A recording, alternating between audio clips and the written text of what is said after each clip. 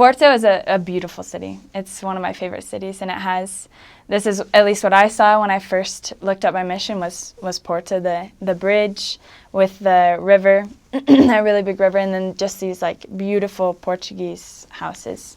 And so in Porto, it's the big city, so we did, as missionaries, we contacted a lot. That was our main way of doing missionary work, was street contacting, because there are so many people out on the street all the time. It's just so busy.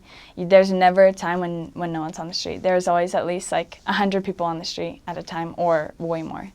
The food is, people eat a lot of fish, and so it's fish and potatoes all the time. That's like the only meal that we ever ate with people in Porto, because it's right next to the sea and the river. So they have a lot of seafood there.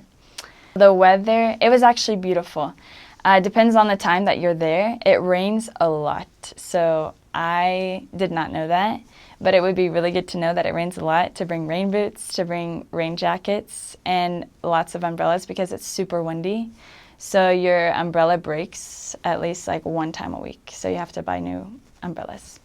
But that is more in the fall weather that it rains a lot. During the summer, it doesn't rain too much, and the weather is beautiful. It's humid, but it's not super, super hot. So it's really nice to be outside in Porto.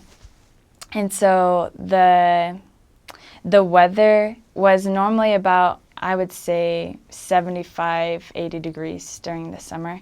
And then I served on the other side of the river, which is basically Porto as well, during the winter, and it was freezing. So it got to probably, which doesn't seem too cold for Utah, but it's like 50, 60 degrees, but super humid and raining all the time. But the weather, the majority of the time, is pretty nice. And the transportation, we walked everywhere. There's no biking in our mission and no cars in our mission. So you walk everywhere. And in the areas that I served in, we never used the metro.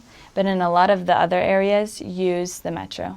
And so it's either metros or buses, which I never got lucky enough to use the metro, so I just walked all the time. But I know that the other people use the metro and buses to get around in Porto.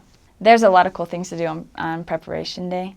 Porto was one of the best cities to be in for Preparation Day, because there's always so much to do. There's a lot of museums.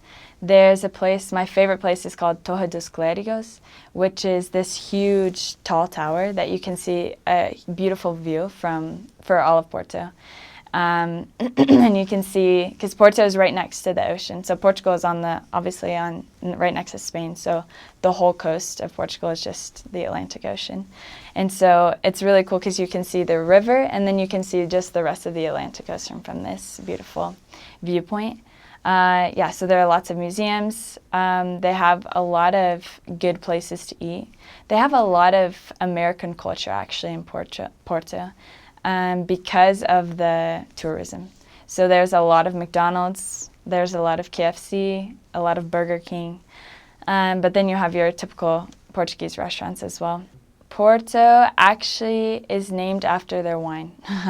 So they have, it's called O Porto. That's the first thing that I heard about when I got there. My dad is super into history. So there's a wine called O Porto that's like super famous and super expensive, and they have like on the Gaia side of the river, the other side of Porto, there's just tons of wine vineyards and wine factories where they produce and make the wine. So that was kind of cool. One day we did a tour of that. But a lot of people for jobs, they actually work as, at least the people that we talked to on the street, it was a lot of cleaning houses, working in factories, working in a lot of babysitting. These are the people that we talked to on the street, so we didn't talk to a lot of the wealthier people because they were always at work. But that is what I noticed to be a common theme, was they either were working at houses, babysitting or cleaning, or working at hotels or businesses cleaning.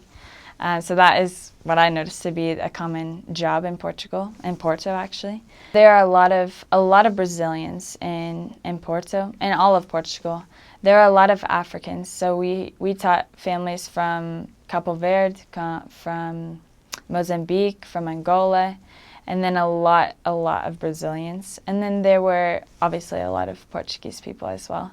But other than that, those were like the main cultures, which was Africans, Brazilians, and Portuguese.